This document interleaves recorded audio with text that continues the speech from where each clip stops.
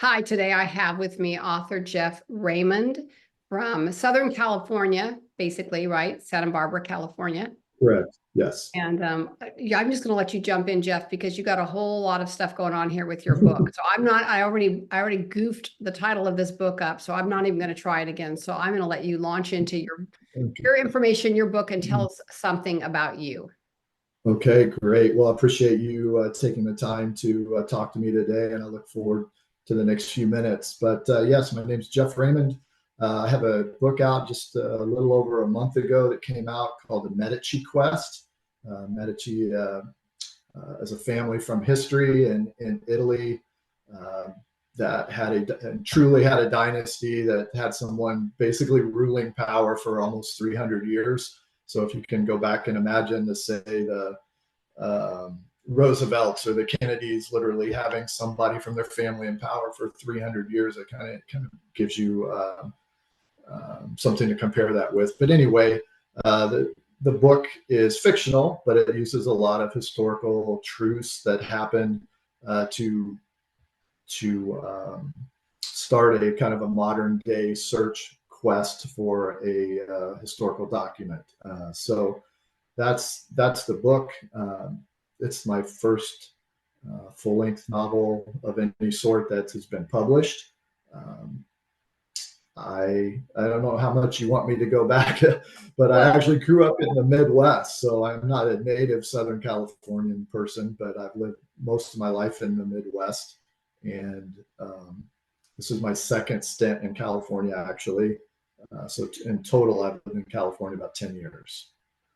I was my husband and I were both born and raised Californians, so Mhm. we know what that's like. But we were Northern California. There's a Okay, yeah, I know it's a big difference. So yeah, there's a I've told my wife many times that there's probably about 90% of the state I would never live in.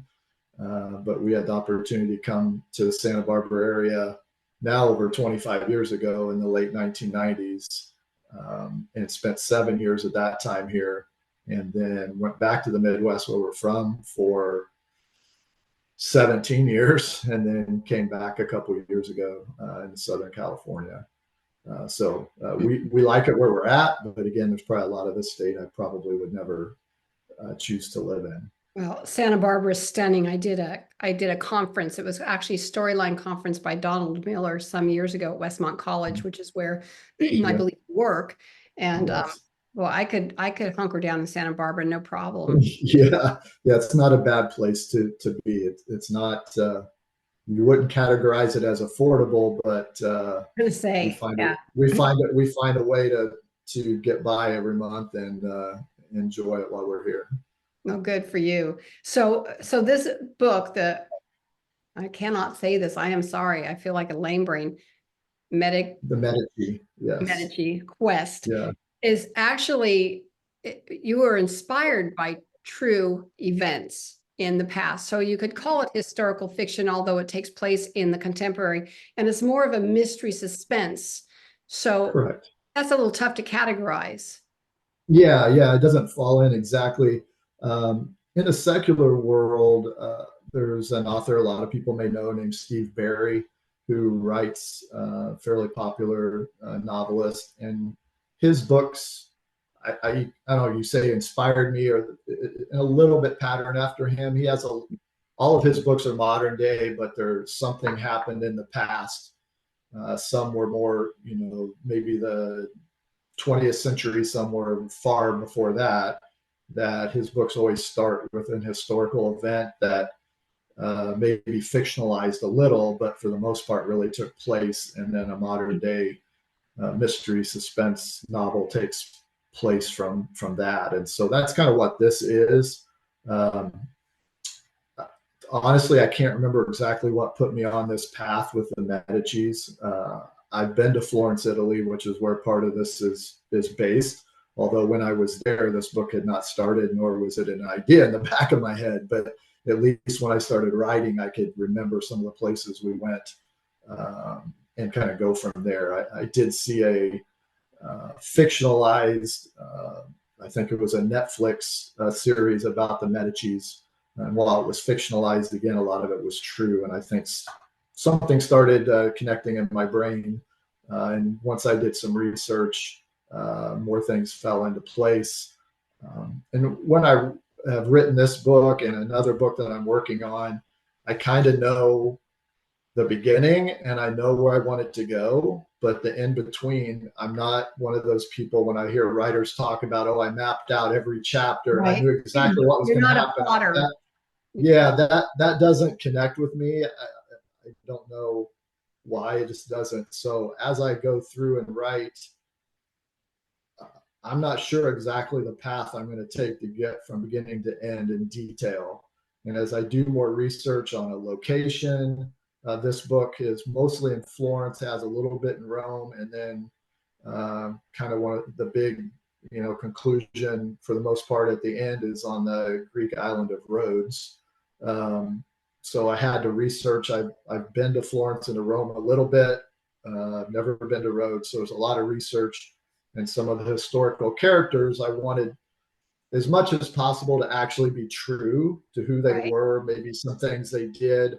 Obviously, I have to change some facts to fit the fiction. Right. So, I mean, I may be researching while I'm in the early part of the book and come up with a fact or connection like, hey, I can make this work in my story and be somewhat true if people wanted to go back and research it. So it's not like, yes, it is, fiction. Someone asked when I first said I published the book, someone said, wow, that's really impressive. And it was someone who'd written a nonfiction book. And I'm like, no, to write nonfiction, you have to really be smart. To write fiction, I just make stuff up. That's a little bit facetious, but Well, but here's the difference though. Nonfiction, yeah, the facts are there. Fiction, you have to make it all come yeah, together. I mean, you have to yeah. And make it so, click. And it sounds like it was a huge amount of research. And when you say that you have the beginning and the end figured out, and the other stuff just has to happen, to me, that just boggles the mind. I mean, I yeah, understand that when you're writing a simple, like I write just Southern fiction, simple book yeah. like that. But when you're writing something this detailed with all this information, I don't know how you make it all come in together when you don't even know where the puzzle pieces quite fit yet. Yeah, yeah. I mean, I have a general idea. I think there's just some things as I move forward, or you find out two characters actually had a connection in real life, so you can write something about that in the plot. Um, yeah, and again, because I'm not a full-time writer, I have another full-time job, I have a family. Um, these efforts didn't happen quickly. I'm not I wish, in a few years when I can retire, if this keeps going, maybe I'll have time that I can just sit down and extended time. But the Medici Quest, most of that was written during COVID, where I had a job, but I mostly worked from home. I had extra time. Um, Probably in 2020 was when the bulk of that was written. I did I'm not sure when I exactly finished that first draft, maybe early 2021. Then I moved back to California. So there's a gap in there where I really didn't have time to get back to it. And then the last year, got back into it, did some editing, got some input from other people, and was fortunate enough to find someone to publish it. And so it actually started 4.5 years ago, probably when I started writing it. Again, I have another book that was written even before that, but I'm re-editing now and making it part of a series with the Medici Quest. And hopefully that one will be done in the next few months. That's the goal. But again, as people know who write, who that's not their full-time job, it's sometimes hard to find that time. It's usually at Right. night when everybody's gone to bed. I've um, started going after church on Sundays, and we have lunch. Our local library is very good library, and it's open on Sundays. And so I sometimes just go there and find a nook in the corner and work for a few hours. Um, just So you're just to, finding time where you're just pulling time where you can find it. yes, absolutely. I don't have, again, I have a full-time job. Um, I don't have big chunks of time normally. This year I had some extra vacation and I actually took 3 or 4 days. I didn't go anywhere, but I just worked on editing and rewriting my next book for those 3 or 4 days. So that was the biggest chunk I've had for quite a while to do that. So and I know I was looking on your website, and you had commented that you have not had any professional writing, like you don't have a degree, and and I think most fiction authors, that's true of most of us. I mean, I'm a Yeah. teacher and I taught English, and that has really helped me with the editing on my side. But as Yeah. for taking writing classes, most people don't. So Yeah. I mean, have you always wanted to write? Is it something that sparked later in life? What sparked this? Is kind of a huge undertaking. Yeah. We're not talking about a simple little book here. We're talking about quite a Yeah. huge undertaking. Yeah. Yeah. Well, to go back, way back, my father owned a little small town weekly newspaper business that also was a commercial printing business. Um, Very small town in the Midwest. Uh, I did a little bit of writing for that. It wasn't like it was, most of it was just stuff people turned in, a few written articles, very small townish type of thing. And I did a little writing for that. My brother, who's 10 years older than me, got into the newspaper business. So when he first became a writer for a newspaper, I was probably still in late junior high, early high school, something like that. So he would write. Um, I remember, I believe it was uh, about the time I graduated from college and in graduate school, which was many years ago now. I wrote a little book of devotionals, and that was related to athletics because I was an athlete and I've worked in college athletics for most of my career. Never published, never tried to publish it, but I still have a copy of that I put together then. So that was a first thing of any substance I remember writing. And then probably in the 1990s, early 2000s, I probably started 2 or 3 efforts that didn't really go anywhere just because of me. I'd write 2 or 3 chapters and decide that I didn't really like it. And so I had some starts and stops through the years, but again, I never had a big chunk of time to just think about writing that fiction. I did in my other job, my real job, I worked in sports media, so I did write, but it was more like write about an event or write a preview an event or write an article about a person.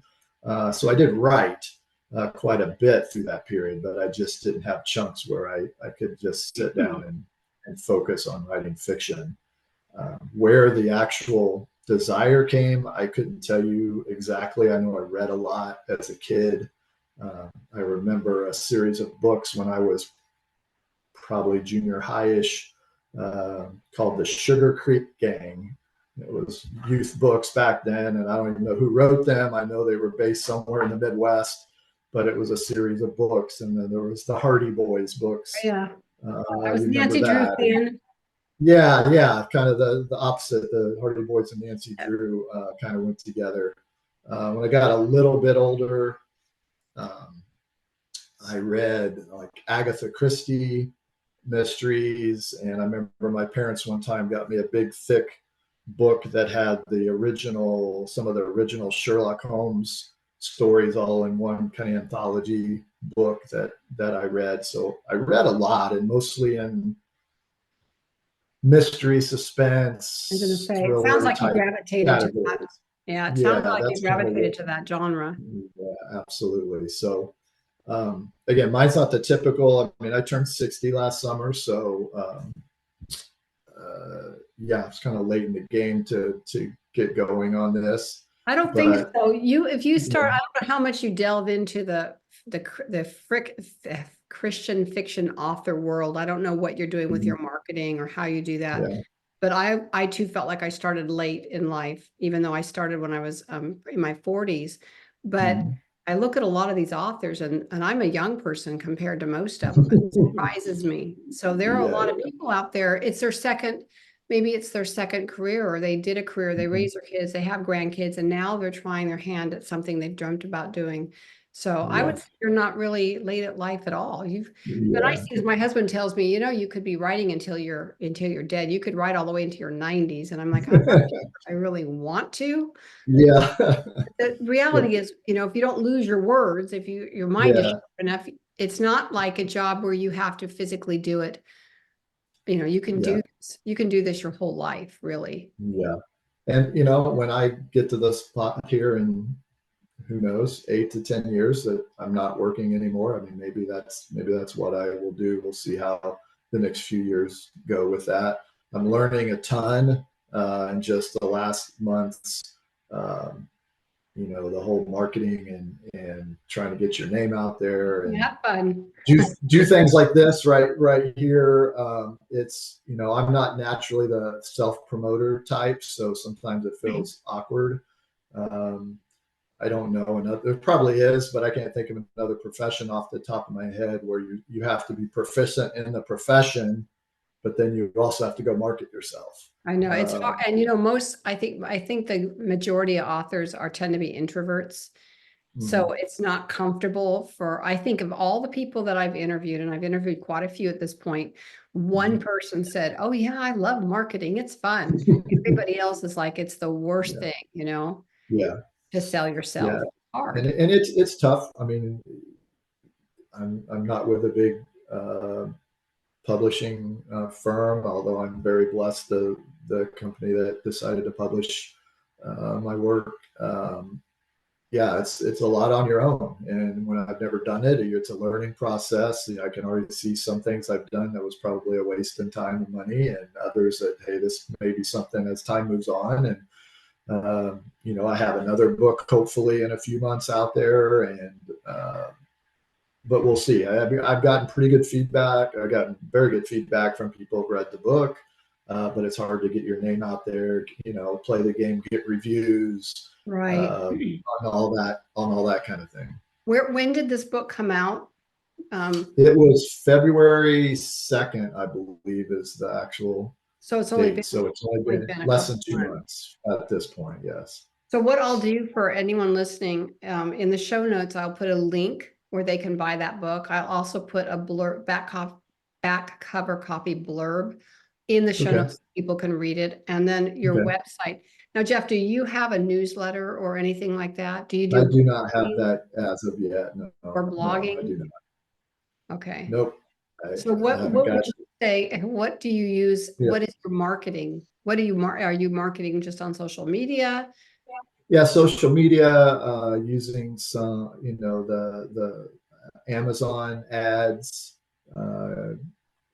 using those, kind of learning about that process, BookBub ads. That's the main thing right now. Again, there's a million options out there, but what I have time to do, what you have the funds to do, and Be I'm not sure if expensive. they're going to work. Yeah, this is I knew going in. My first goal was to finish a novel. Okay, so I did that. My second goal was to get it published. I did that. I really had no even really hopes that I was going to make money or something like that. But that's the reality. It's really tough to actually make money in today's world in it. So if someone's watching this and thinking, oh, I want to have a second career, you might be, the very small percentage that has enough, that gets discovered by somebody big or has a whole series or, 15, 20 books that you can all market. But Well, I tell people don't personally, quit your day job. I had two friends no, in a couple of months say, I'm gonna, they asked me about writing. I have a book idea. I'm gonna write that book and make me some money. And I'm like, well, I've got book number 13 coming out next month. yeah, I'm not making money. So it's like, yeah, don't quit yeah, your day job because yeah. it doesn't work that way. Yeah, I joked when it first came out. I said, "Well, my goal is to make enough money I can take my family out to dinner." Exactly. So My I mentor, might have made that much, but in Santa Barbara, probably not a whole, not gonna, my probably not mentor, much more than that. my mentor teacher would say, or my writing mentor person would say that the average writer makes $5,000 a year. The average writer makes Yeah, $100,000 a year. So Yeah. unless you're somebody like James Patterson, who's got ghostwriters work for you and you're bringing in millions, the chances Yeah. of really making, don't do, it's like I would tell people, don't go into teaching because you want the money, or don't go into teaching because you think the hours are great because you get all summer off and you're off at 3. It doesn't work Yeah. that way. And Yeah. don't Yeah. go Yeah. into writing if your goal is to make money, because chances are you're not going to make money. I mean, if you're fortunate to be like somebody, like you said, gets discovered, you notice the books that hit the top are not usually Christian books, though, and they're usually Yeah. filled with stuff that us as Christians should probably not be reading anyway. But Yeah. And the Christian market, obviously, the Christian market narrows down how many are out there looking for fiction books in the Christian market. Obviously, is a much smaller number than looking for general fiction books. So again, I am thrilled. Excuse me. I feel blessed that I was able to do this, have a book out there, trying to market it where I can and how I can, but certainly not have any misconceptions that I'm going to fund my life by this writing procedure. It's mostly because of something I want to do. If I ever do make a little money, that'll be a bonus for me. And again, not trying to discourage anybody watching this that, but again, well, I'm you have to be I'm not realistic. 25 years old either and have 40 years to build my Platform. followers and platform and all that. So, but again, I'm extremely blessed. I do want to mention, I didn't mention this earlier, when I was writing the Medici Quest, I got connected. I got the name of a writer editor named Lisa Halls Johnson. And Oh yeah. I don't know, but she has done various things, but never met her. All we did was email, maybe had one phone call. But she read, I wasn't completed with the book, but she agreed to look at and give me some feedback on probably the first half of the book. Because at the time, and even for someone like me who has never had a book published, even to get someone to read your stuff and say, you're way off, you're not even close to publishable, or yes, this is pretty good, look at this. Even getting that type of feedback is somewhat difficult to find the right person. But anyway, Lisa was complimentary of my work, gave me some things to think about. And I hadn't conversed with her in any way for a couple of years when the book got published. But when it did, I made sure to email her and thank her, because I don't know that I would have finished it if she wouldn't have at least given me some positive feedback and things. And so, yeah, again, never met her, but I have to give her credit, because she probably at a point where I may have thought, yeah, but I'm just not going to take the time to finish this. She gave me enough positive feedback and encouragement that there was some good stuff there. Again, there was things I needed to work on and still need to work on, but that positive input was very influential in even finishing the original draft of the book. Have you attended any writers' conferences? I haven't had a chance yet. This summer, again, because of some other family things, I'm not. Next year, I'm hoping to look for one or two when I have opportunity in the midst of my other job, Well, which would more likely be in the summer. I ask you this because when I started writing, I attended Mount Hermon's Christian Writers Conference, which is now switched over. Mount Hermon did it for like 51 years and then they quit. And I do not quite know why, but it's at the writers' conferences where you meet other people. You can turn in your work and they will give you a critique of it, or, for free. It's part of the conference. Yeah. So yeah. I think it's critical to have to build a community of other people around you. I don't know if you have a critique group that you work with. Do you know other writers? Are you part of ACFW? I am part of ACFW, yes. Have you thought to look for maybe a critique partner, because you can do that through ACFW? You have that option. It's just sometimes good to have people around you to help you. I mean, it's a lonely occupation, don't you think? Yeah. And I totally agree. I did at one time, a few years back with ACFW, get in a critique group where you would give feedback to some others and they would give feedback to you. And that was good. It was helpful. Again, it's just one of those things with another career and a family that time to,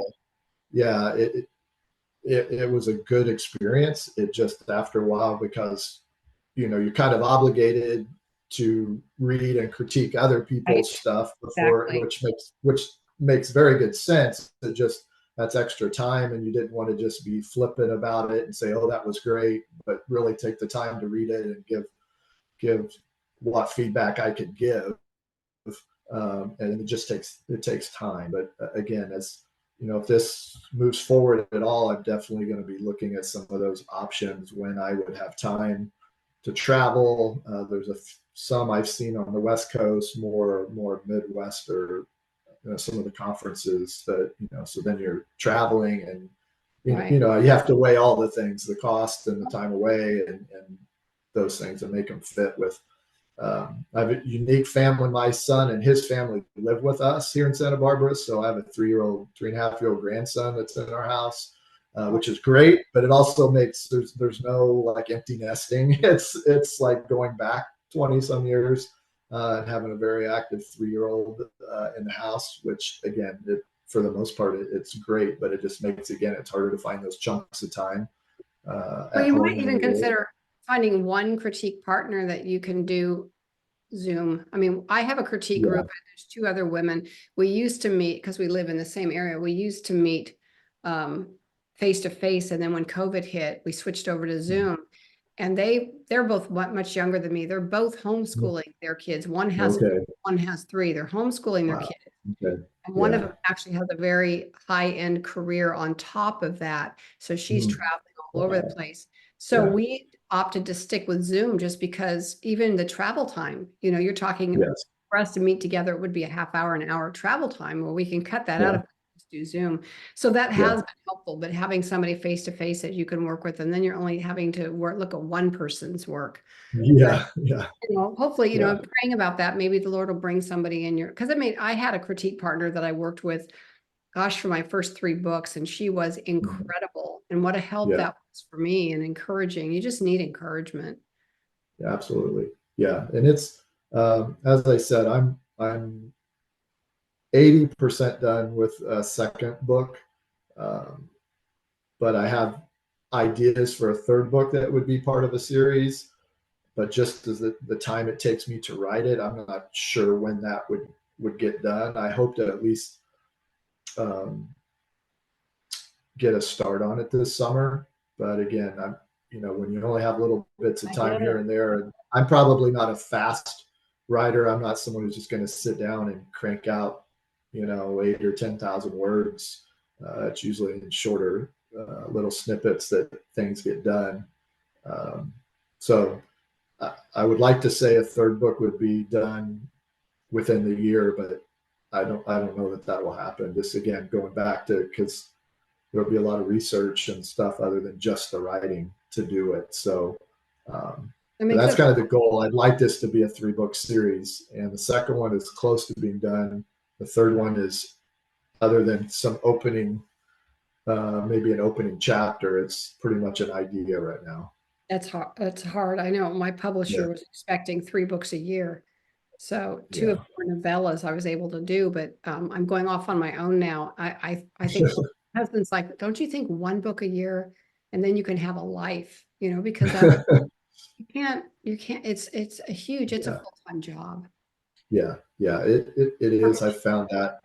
Um, yeah, and so we'll see. Again, we'll see. Probably at least 8 years away from retirement, so it would be at least that long, but most likely until I would have extended amounts of time just to think about writing, attend conferences, kind of do that whole direction. Well, I do encourage you listeners to check out Jeff's book. Very, very smart. I mean, I could not write this stuff. I would just stick to my sweet little Southern fiction, but this is Yeah. pretty intensive stuff. A lot of research, a lot of those of you that love history, you're going to love these books. So I encourage you to check those out. I will put everything in the show notes so people can easily connect with you, Jeff. It's been a pleasure sitting Yeah. down with you and just wishing you all the best with your writing. And Right. put it out there. You just don't know. God might just pave a way for you that you don't think is available. Absolutely. He can do anything. That's great. Well, again, I very much appreciate you having me on, and giving me a little publicity here through your Absolutely. blog and connections, and it's been great talking with you. And thanks for the advice too about possible mentors and other people to Just read my helps. material. It helps not doing this on our own. It just is really hard when you're doing it by yourself. And it can be Yes. very discouraging. It can be very Yes. discouraging. So wish you Okay. all Thank the you best, very Jeff. much. Thank you. Thank I you. appreciate it. Bye. Okay. Take care.